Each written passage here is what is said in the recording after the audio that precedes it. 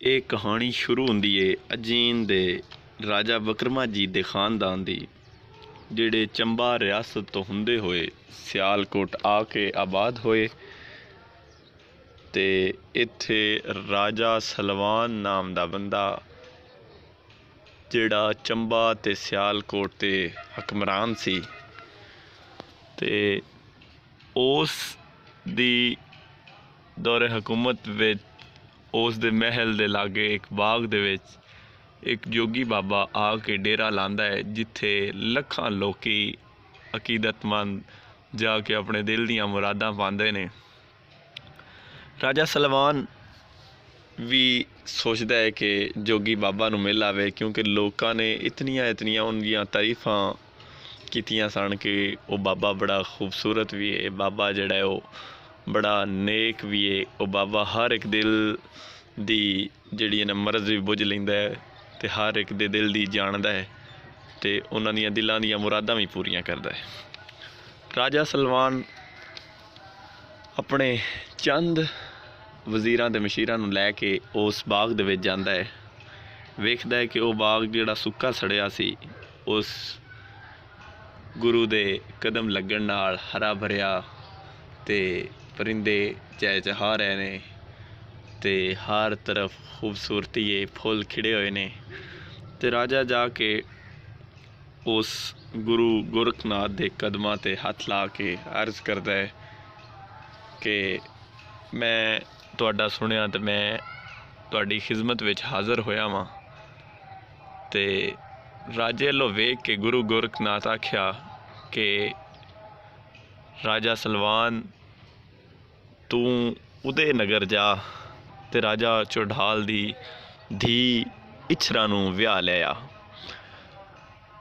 ਤੈਨੂੰ ਰੱਬ ਉਹਦੇ ਵਿੱਚੋਂ ਇੱਕ ਬਹੁਤ ਖੂਬਸੂਰਤ ਅਤੇ ਜ਼ਹੀਨ ਅਤੇ ਅੱਲਾ ਦਾ ਵਲੀ ਬੇਟਾ ਪੈਦਾ ਹੋਏਗਾ।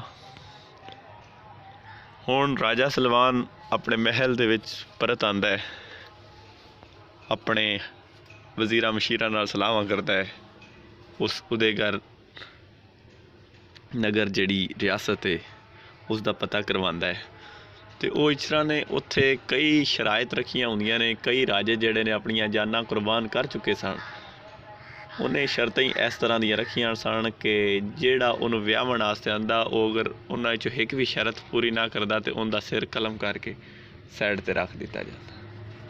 ਰਾਜੇ ਸਲਵਾਨ ਦੇ ਵਜ਼ੀਰਾਂ ਮਸ਼ੀਰਾਂ ਨੇ ਕਈ ਦਫਾ ਸਮਝਾਇਆ ਕਿ ਰਾਜਾ ਇਛਰਾ ਨੇ ਪਹਿਲਾਂ ਹੀ ਪਤਾ ਨਹੀਂ ਕਿੰਨੇ ਨੌਜਵਾਨ, ਕਿਤਨੇ ਬਾਦਸ਼ਾਹਾਂ ਦੀਆਂ ਜਿਹੜੀਆਂ ਨੇ ਗਰਦਨਾਂ ਕਟਵਾ ਕੇ ਰੱਖੀਆਂ ਹੋਈਆਂ ਨੇ, ਅਤੇ ਤੁਸੀਂ ਨਾ ਜਾਓ।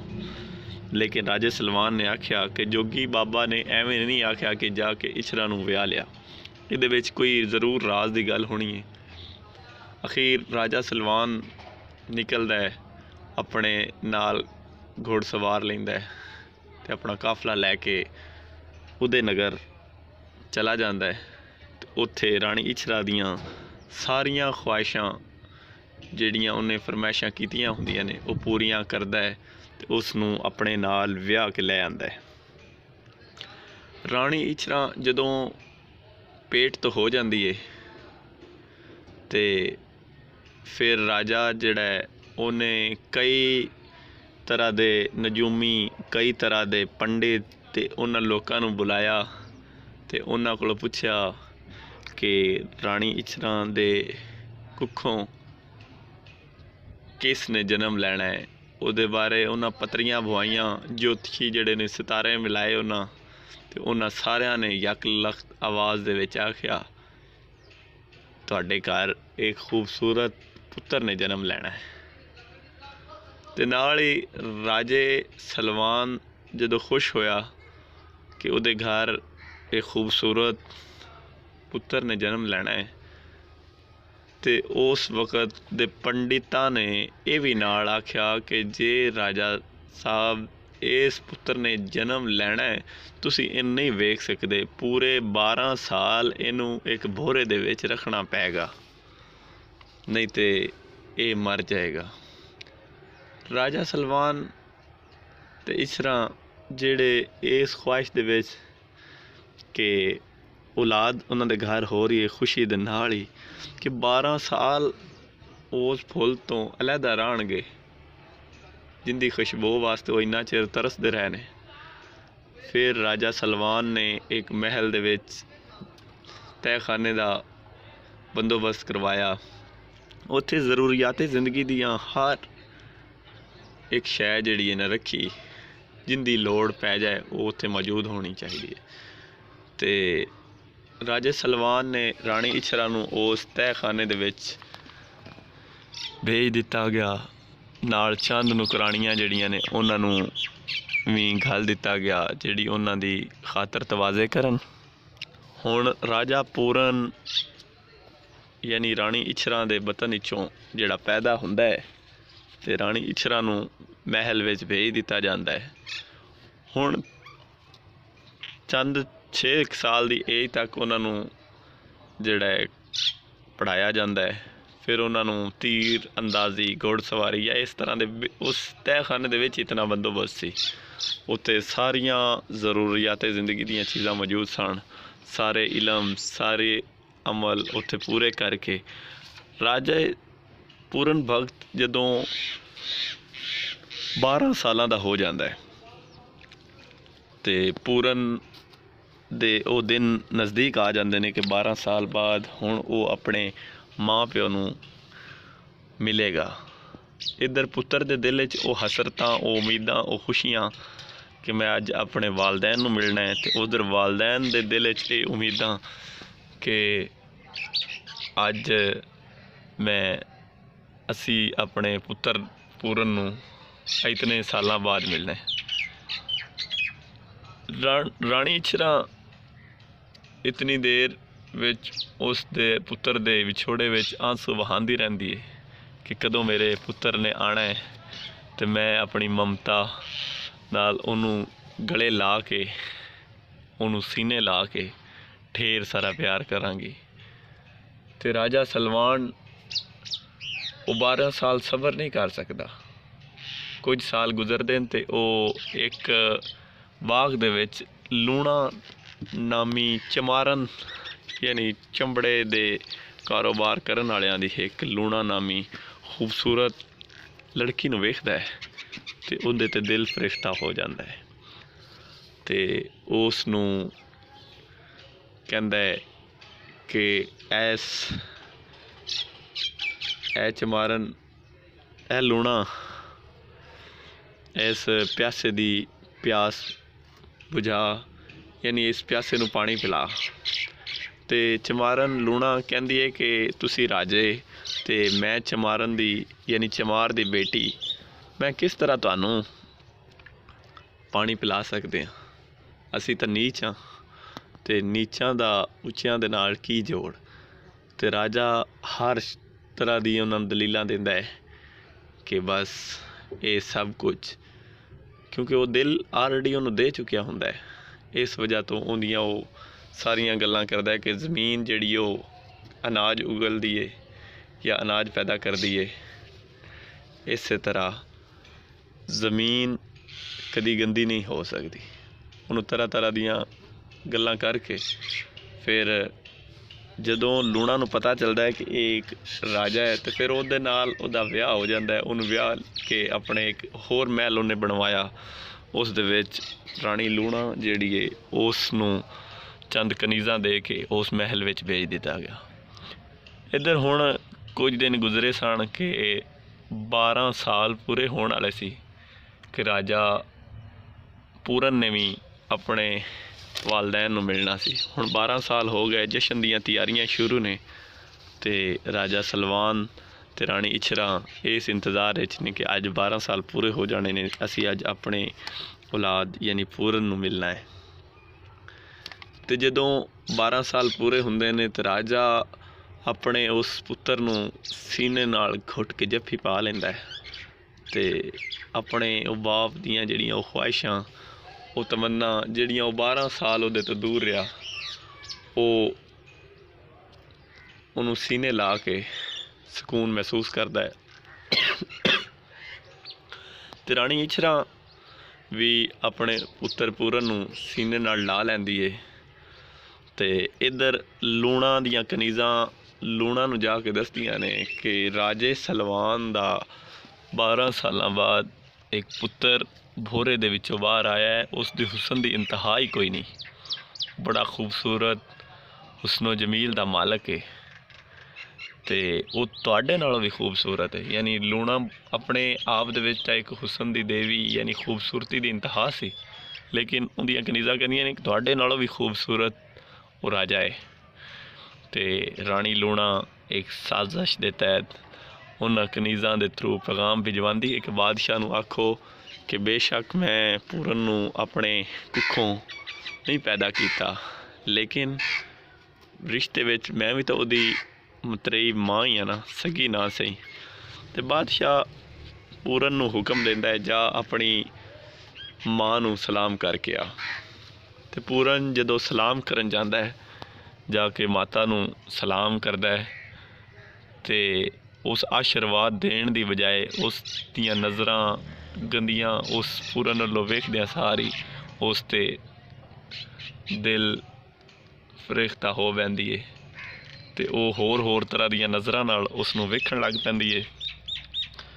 ਤੇ ਪੂਰਨ 2-3 ਦਫਾ ਕਹਿੰਦਾ ਕਿ ਮਾਤਾ ਆਸ਼ੀਰਵਾਦ ਦਿਓ ਤੇ ਆਖਰ ਲੂਣਾ ਕਹਿੰਦੀ ਹੈ ਪੂਰਨ ਮੈਂ ਤੈਨੂੰ ਆਪਣੇ ਕੁੱਖੋਂ ਨਹੀਂ ਜਾਇਆ ਤੇ ਨਾ ਮੈਂ ਤੈਨੂੰ ਆਪਣਾ ਦੁੱਧ ਪਿਲਾਇਆ ਹੈ, ਤੂੰ ਮੇਰਾ ਬੇਟਾ ਨਹੀਂ, ਅਸੀਂ ਦੋਵੇਂ ਹਮ ਏਜ ਹਾਂ, ਇਸ ਵਾਸਤੇ ਤੂੰ ਮੇਰਾ ਪੁੱਤਰ ਨਹੀਂ ਹੋ ਸਕਦਾ।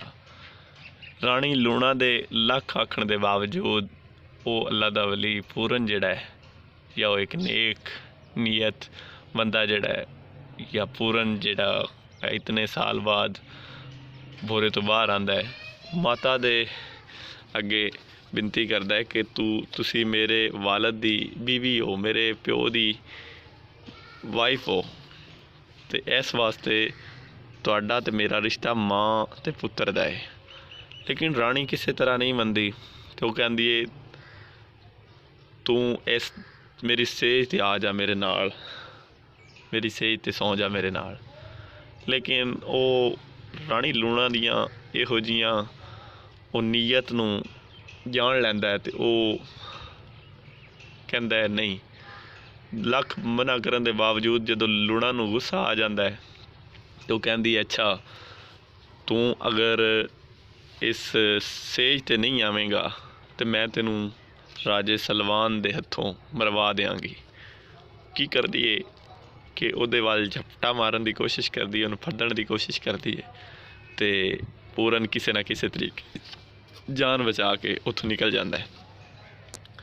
ਦੂਸਰੇ ਦਿਨ ਜਦੋਂ ਰਾਜਾ ਸਲਵਾਨ ਉਸ ਲੂਣਾ ਦੇ ਮਹਿਲ ਵਿੱਚ ਆਉਂਦਾ ਹੈ, ਉਹਨੇ ਹਨੇਰਾ ਕਰਕੇ ਕੱਪੜੇ ਪਾੜ ਕੇ ਸਿਰ ਵਿੱਚ ਸੁਆਹ ਸੁੱਟੀ ਹੁੰਦੀ ਹੈ ਤੇ ਉੱਥੇ ਲੇਟੀ ਹੁੰਦੀ ਹੈ ਤੇ ਬਾਦਸ਼ਾਹ ਲਾਈਟਾਂ ਜਦੋਂ ਰੋਸ਼ਨ ਕਰਵਾਉਂਦਾ ਹੈ ਤੇ ਵੇਖਦਾ ਹੈ ਕਿ ਲੂਣਾ ਜਿਹੜੀ ਉਹ ਕੱਪੜੇ ਉਹਦੇ ਫੱਟੇ ਹੋਏ ਨੇ, ਸਿਰ 'ਚ ਖਾ ਕੇ ਹਨੇਰਾ ਕਰਕੇ ਬੈਠੀ ਹੈ ਤੇ ਉਹਦੇ ਕੋਲੋਂ ਪੁੱਛਦਾ ਹੈ ਵਜ੍ਹਾ ਕੀ ਬਣੀ। ਉਹਨੇ ਕਿਹਾ ਕਿ ਪੂਰਨ ਨੇ ਮੇਰੇ ਨਾਲ ਜ਼ਬਰਦਸਤੀ ਕਰਨ ਦੀ ਕੋਸ਼ਿਸ਼ ਕੀਤੀ ਹੈ ਤੇ ਮੇਰੇ ਲੱਖ ਮਨਾ ਕਰਨ ਦੇ ਬਾਵਜੂਦ ਮੈਂ ਉਸ ਦੀ ਮਾਂ ਸੀ ਤੇ ਉਸ ਦੇ ਬਾਵਜੂਦ ਉਹਨੇ ਮੇਰੇ ਨਾਲ ਇਹ ਕੰਮ ਕਰਨ ਦੀ ਕੋਸ਼ਿਸ਼ ਕੀਤੀ ਹੈ।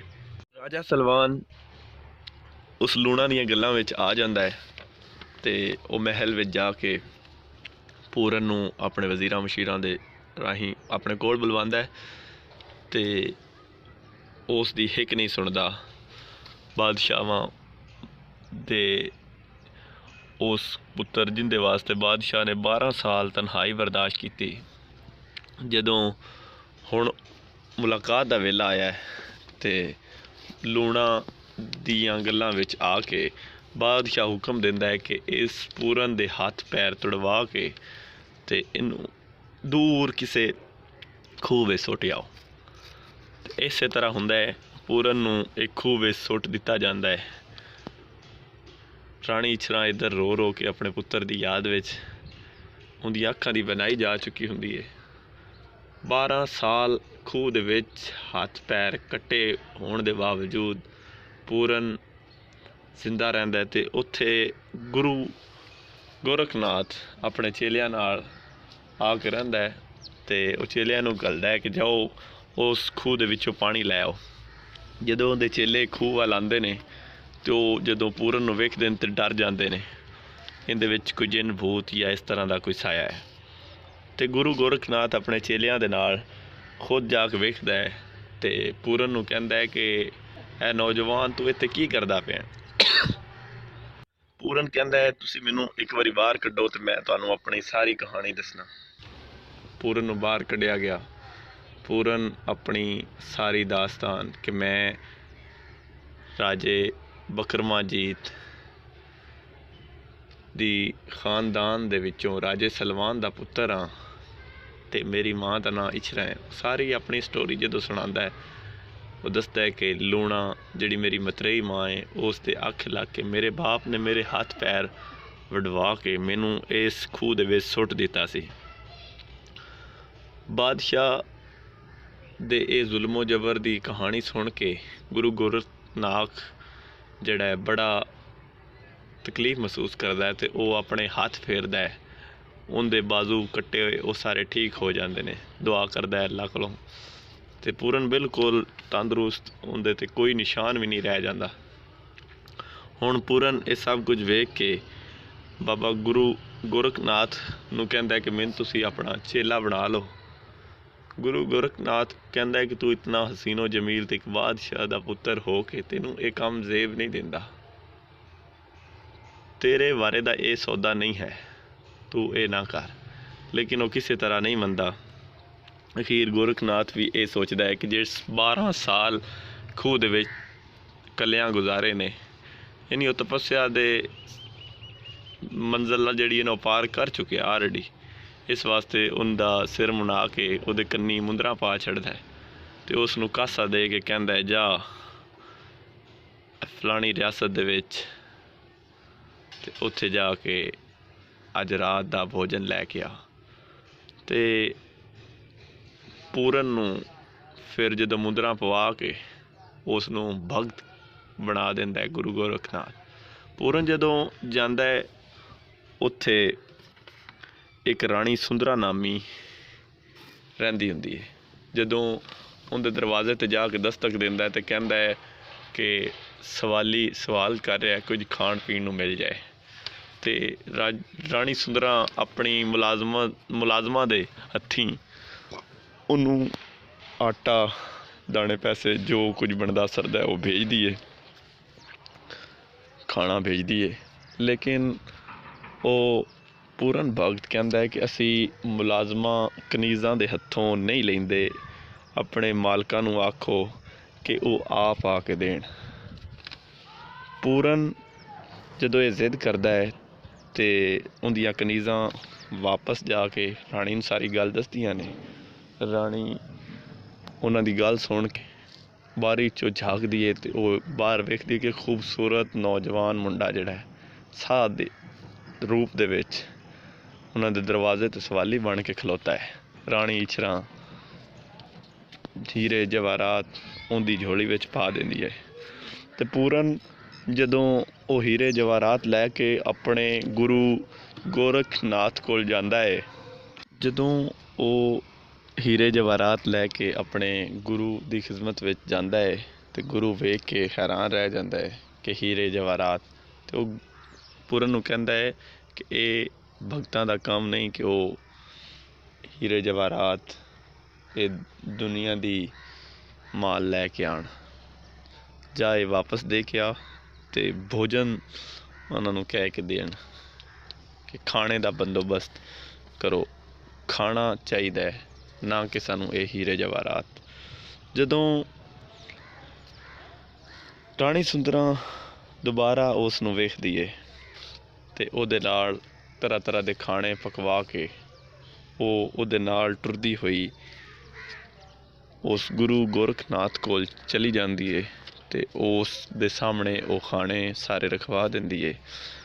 गुरु गोरखनाथ इस तो खुश हो के राणी खुद उहदे लई खाना ते हर चीज़ां लैके आई है ते वो कहंदा है कि राणी मंग की मंगना चाहती। वो टाल देंदी, कहंदी है नहीं, मेरे कोल रब दा दिता है सब कुछ है, मैनू कुछ नहीं चाहिए। फिर तीसरी दफ़ा कहती है कि मैनू अपना ए चेला दे दे। हुण गुरु गोरखनाथ ने उहदे नाल प्रॉमिस कीता हुंदा, उस नाल वादा कर चुकिया हुंदा है कि उहदे दिल दी ख्वाहिश जरूर पूरी करेगा। तो इस तरह राणी सुंदरां दे नाल पूरन नूं टोर दिंदा है। तो पूरन जदों महल नूं वेखदा है तो उसनूं ये ख्याल आंदा है कि अगे भी वो एक बारी महल दे विच वड़िया सी ते उसदे हत्थ पैर कटवा दिते गए सी। इसलिए वो डरदा है, वो किसी न किसी बहाने उत्थों नस्सण की कोशिश करता है। तो आखिरकार वो गुरु गोरखनाथ कोल आ जाता है। उधर राणी सुंदरा जिहड़ी है वो महल दे उत्तों इधर उधर कमलियां वांग फिरदी है, वेखदी है, उन्होंने नज़र ही नहीं आता। अपने फौजियां नूं अपने फौजियां नूं वो पूरन भगत नूं फड़ के लियाण पिछे ला दिंदी है। तो इतनी देर विच वो महल की बालकनी ते जांदी है, तो उत्थों डिगदी है, तो उसदी मौत वाकई हो जाती। हुण गुरु गोरखनाथ भी पूरन जदों उहदे कोल भज के आया सी, ते हुण गुरु गोरखनाथ ने वो वादा तो पूरा कर दिता सी राणी दे कहण ते कि पूरन नूं टोर दिता, लेकिन पूरन भज के फिर गुरु दे चरनां च आ जासी, ये उन्होंने नहीं सी पता। फिर पूरन नूं माफ़ी मिल जाती है। तो फिर उहदे गुरु जिहड़े ने गुरु साहिबान उन्होंने हुक्म दिता कि जा तू चंबा रियासत ते सियालकोट अपने माँ बाप दे वतन जा ते उत्थे हो के आ।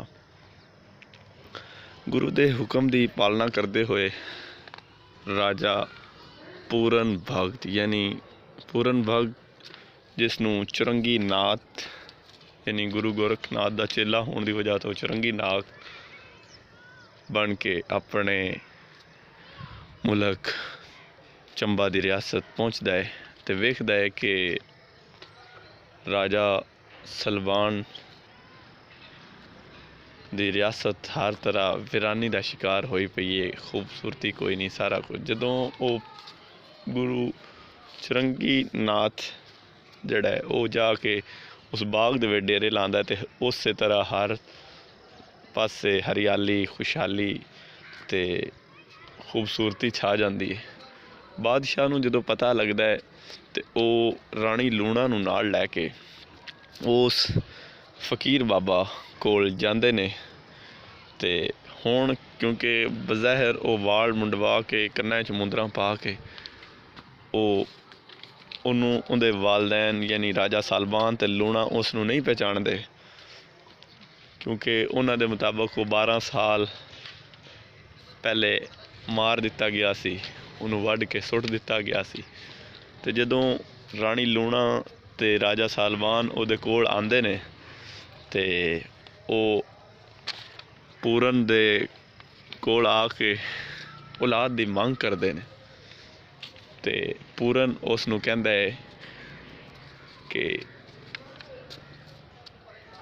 तुसी अपनी पहले वो कहानी दसो कि तुहाडे कोल तां अगे ऑलरेडी औलाद है सी ना, जिस दा नाम पूरन सी, जिहड़ा तुहाडी औलाद सी, ते उसनूं तुसी अपने हत्थां नाल उहदियां लत्तां बाहां तो लवा के कटवा के उसनूं एक अन्ने खूह विच सुटवा दिता सी।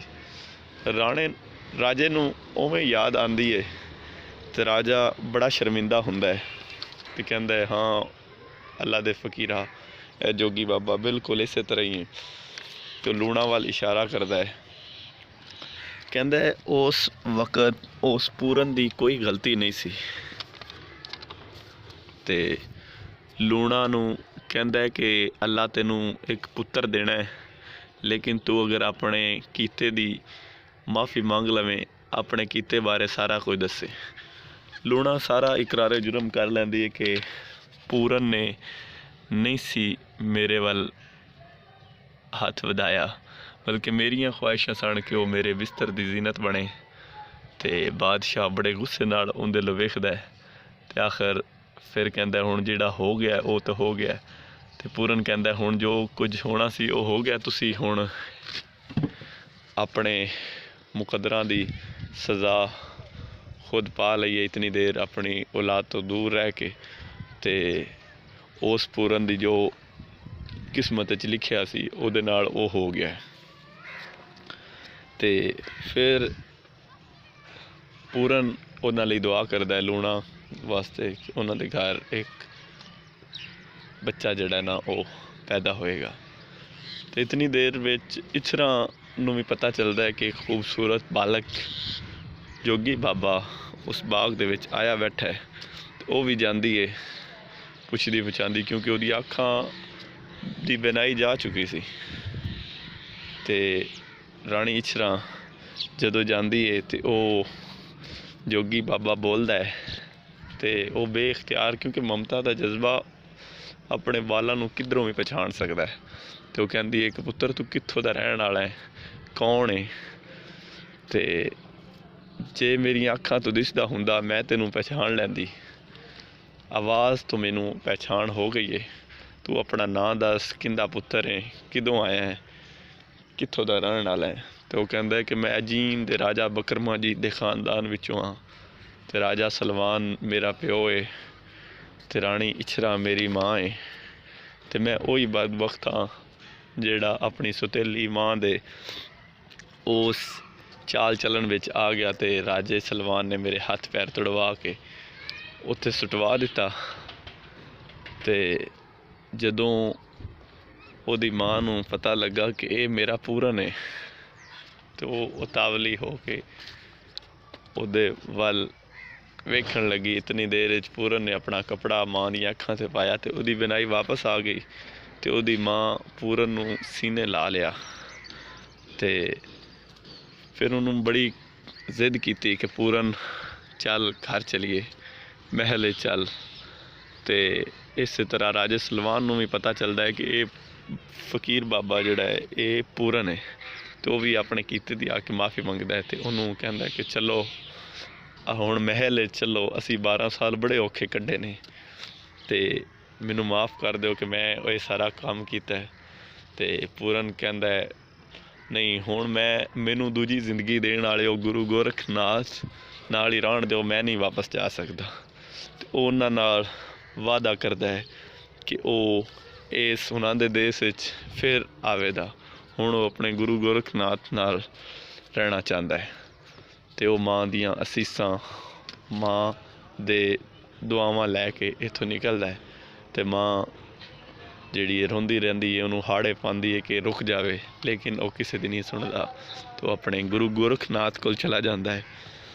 ਇੱਥੇ ਇਸ ਕਹਾਣੀ ਯਾਨੀ ਇਸ ਡਰਾਮਾਈ ਅੰਦਾਜ਼ ਦੀ ਦਾਸਤਾਨ ਦਾ ਐਂਡ ਹੋ ਜਾਂਦਾ ਹੈ।